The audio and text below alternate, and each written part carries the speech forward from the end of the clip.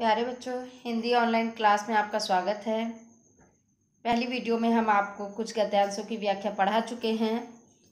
व्याख्या पढ़ने से पहले आप अपनी कॉपी पेन पेंसिल को अवश्य साथ में रखेंगे और साथ में पुस्तक को खोल के रखेंगे ताकि आपको व्याख्या समझ में आए और जिससे आप गद्यांश पर आधारित प्रश्नों के उत्तर अच्छे से दे सकें। ठीक है, पढ़ते हैं। और उधर वह बंदरों का चित्र है, कितना सजीव, कितना गतिमान। जो अजंता की गुफा में जो बंदर का एक चित्र वहाँ पर बंदरों का बनाया हुआ है, तो वहाँ पर लेखक कह रहा है कि जो चित्र बंदरों का है ऐसा लगता है कि उसमें प्राण है, ऐसा लगता है जैसे गतिमान है, चलायमान है। एक तरफ क्या है, सरोवर में जल विहार करता हुआ गजराज है। गजराज एक तरफ ऐसा चित्र है जो सरोवर में विहार कर रहा है, ठीक है। और कमल के जो दंड है, नाल है, उसको तोड़ तोड़ कर हथनियों को दे रहा है। ये भी चित्र उस अजंता की गुफा में आपको मिल जाएगा। वहाँ महलों में वह प्यालों के दौर चल रहे हैं, उधर वह रानी अपनी जीवन यात्रा समाप्त कर रही है। एक और महल दिखाया गया है जहाँ पर सभी लोग मदिरा पान यही सब कर रहे हैं अच्छे से, और दूसरी तरफ दृश्य दिखाया जा रहा है जो रानी है वो अपने जीवन अंतिम समय में है, मृत्यु शैया पर है, अपने जीवन की यात्रा को समाप्त कर रही हैं। उनका दम टूटा जा रहा है, अर्थात वो मृत्यु की आगोश में जा रही हैं। खाने खिलाने, बसने बसाने, नाचने गाने, कहने सुनने, वन नगर, ऊंच नीच, धनी गरीब, जितने नज़ारे हो सकते हैं वो सब आदमी अजंता की गुफाओं की इन दीवारों में देख सकता है।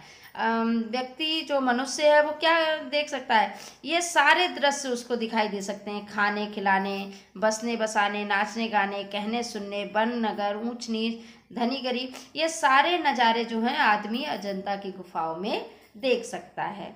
ठीक है, आगे देखिए। बुद्ध के इस जन्म की घटनाएं तो इन चित्रित कथाओं में हैं, उनके पिछले जन्मों की कथाओं का भी इसमें चित्रण किया गया है। कहते हैं बुद्ध के कई जन्म हुए हैं, ठीक है, और उन जो पिछले जन्म की जो कथाएं हैं वो इसमें भी उन्होंने उनका जिक्र किया है, इसमें भी दिखाई देता है।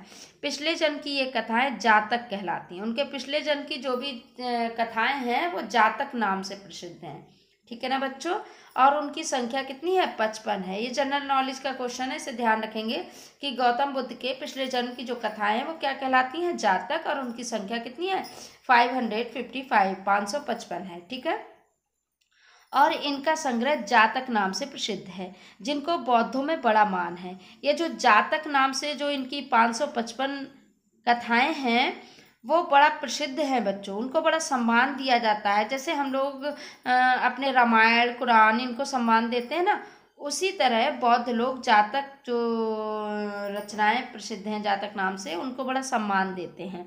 इन्हीं जातक कथाओं में से एक अजंता के चित्रों में विस्तार के साथ लिख दी गई है। मतलब जो जातक कथा है उसमें अजंता की भी कहानी सारी उसमें विस्तार से लिखी गई है।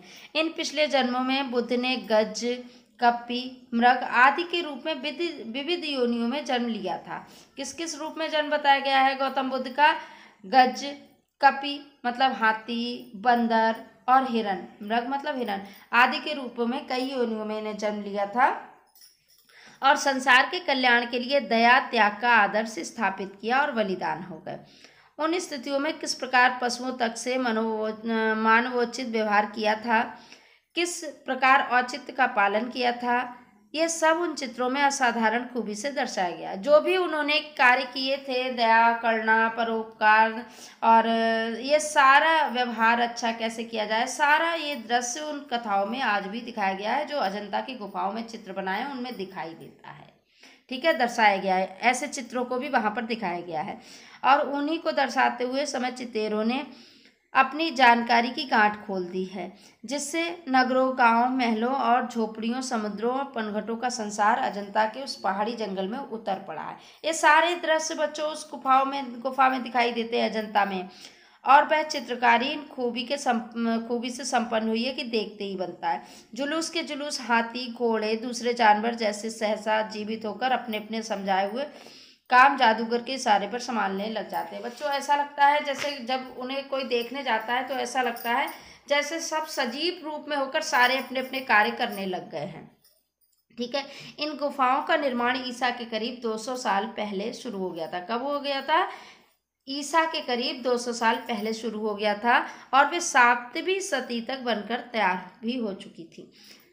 एक दो गुफाओं में करीब 2000 साल पुराने चित्र भी सुरक्षित हैं, पर अधिकतर चित्र भारतीय इतिहास के सुनहरे युग गुप्त काल 5वीं सदी और चालुक्य काल 7वीं सदी के बीच बने थे। ठीक है ना बच्चों। आगे देखिए, अजंता संसार की चित्रकलाओं में अपने अद्वितीय स्थान रखता है। इतने प्राचीन काल के, इतने सजीव, इतने गतिमान, इतने बहुसंख्यक कथा प्राण चित्र कहीं नहीं बने। अजंता के चित्रों ने देश विदेश सर्वत्र की चित्रकला को प्रभावित किया। उसका प्रभाव पूर्व के देशों की कला पर तो पड़ा ही, मध्य पश्चिमी एशिया भी उसके कल्याणकर प्रभाव से वंचित न रह सका। कहने का मतलब यह है बच्चों कि हमारे जो देश में जो अजंता की गुफाएं हैं उनमें ऐसे चित्र हैं जिन्होंने अपने सौंदर्य से, अपनी सजीवता से, अपनी भावनाओं से, अपने कलात्मक ढंग से इतना अधिक प्रभावित किया है कि हर कोई देश, पश्चिम के हों या देश विदेश कोई भी हो, हर किसी पर वहाँ की कला का प्रभाव पड़ा है। हर कोई वहाँ से प्रभावित होकर गया है। ठीक है बच्चों, ये आपका पाठ समाप्त हुआ व्याख्या की दृष्टि से। आगे हम इसके क्वेश्चन प्रश्नोत्तर गद्यांश पे आधारित आपको बताने जा रहे हैं। अपनी कॉपी, पेन, पेंसिल साथ में अवश्य लेकर बैठे होंगे। आप ध्यान से सुनेंगे और इनके आंसर देंगे। ठीक है। जिंदगी को मौत के पंजों से मुक्त कर उसे अमर बनाने के लिए आदमी ने पहाड़ काटा है। किस तरह इंसान की खूबियों की कहानियां सदियों बाद भी आने वाली पीढ़ियों तक पहुंचाई जाए, इसके लिए आदमी ने कितने ही उपाय सोचे और किए।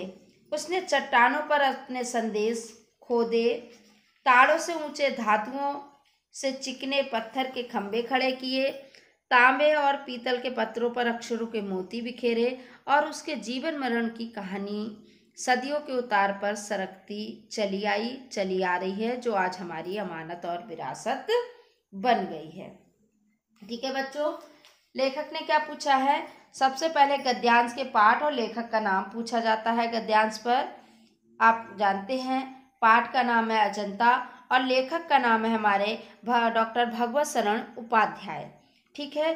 फिर आता है संदर्भ। संदर्भ भी आप लिख सकते हैं कि प्रस्तुत गद्यांश हमारी पाठ्य पुस्तक हिंदी के गद्य खंड के अजंता पाठ से अवतरित है या लिया गया है, जिसके रचयिता डॉक्टर भगवत शरण उपाध्याय हैं। ठीक है। संदर्भ को दूसरी तरह से भी आप लिख सकते हैं, जैसा कि आपको हम बता चुके हैं पहले भी। रेखांकित अंश की व्याख्या करना है। रेखांकित अंश की व्याख्या बच्चों सबसे अंत में किया करेंगे, क्योंकि व्याख्या लिखने में अच्छे से मूड से हम लिखते हैं तो अच्छी लिख जाती है। जो भी हमारी लाइन खिंची होती है, रेखांकित होती है, उसको हम करते हैं संकेत डाल के, जो हम आपको पहले भी बता चुके हैं। अगला प्रश्न है हमारा कि आदमी ने पहाड़ क्यों काटा है। ठीक है। आदमी ने पहाड़ क्यों काटा है? जिंदगी की क्या, किस लिए आदमी ने जिंदगी को मौत के पंजों से मुक्त कर उसे अमर बनाने के लिए पहाड़ काटा है। आपने पहले ही पढ़ा था ना, जिंदगी को मौत के पंजों से मुक्त कराने के लिए आदमी ने पहाड़ काटा है। अगला प्रश्न है हमारा इंसान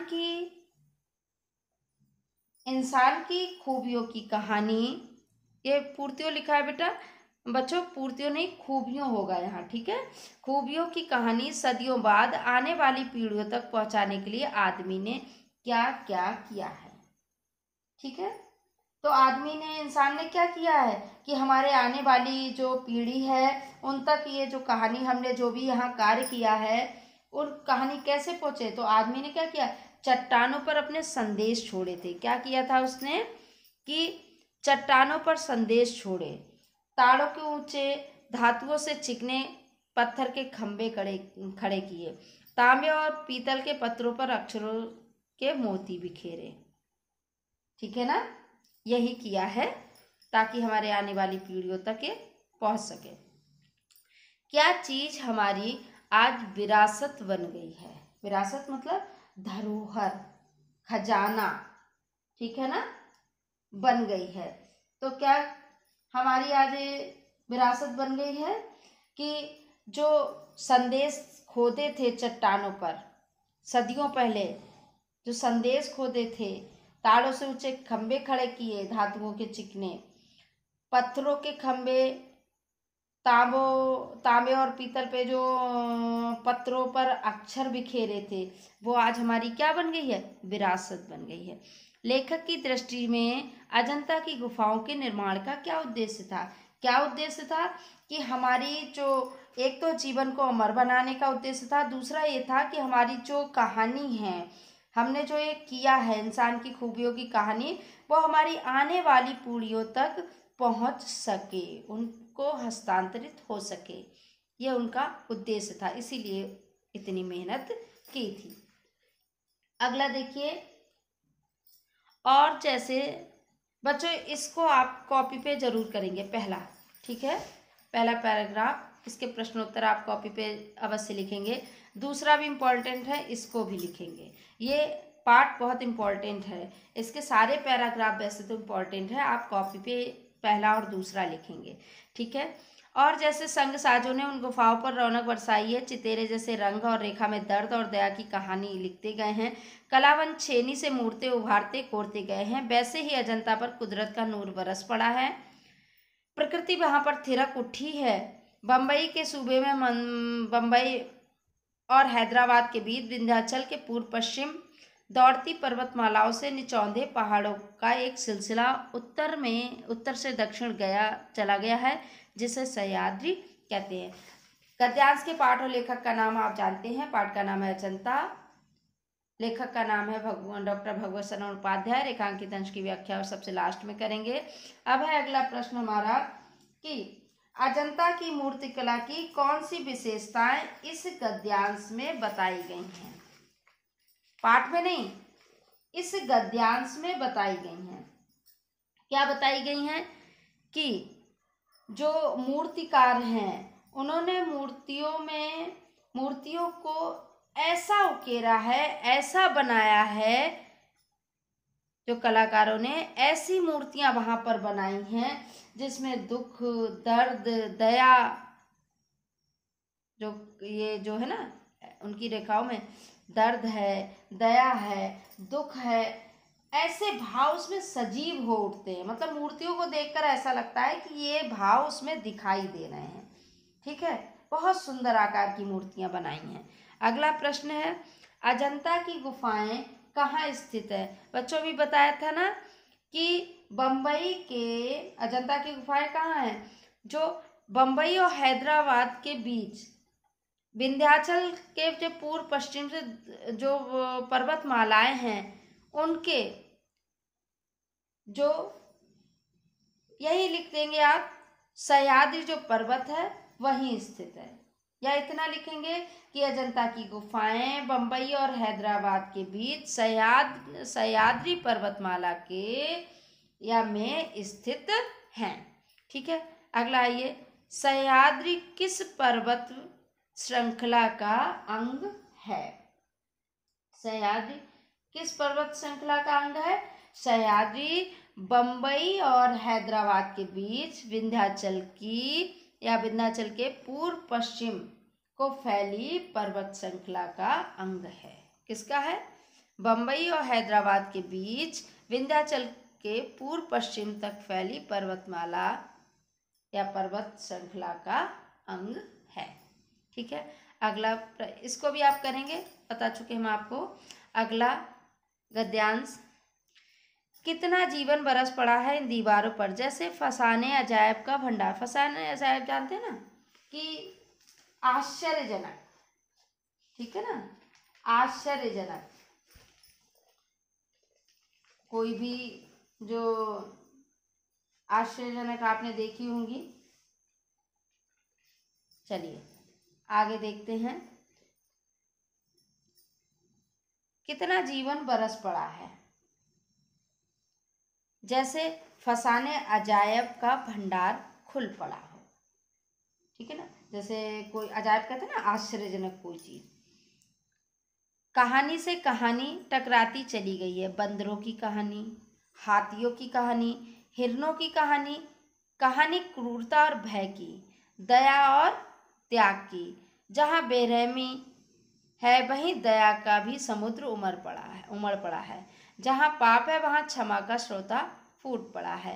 राजा और कंगले, विलासी और भिक्षु, नर और नारी, मनुष्य और पशु, सभी कलाकारों के हाथ तो सिरसते चले गए हैं, बनते गए हैं, एक निर्माण होता गया है।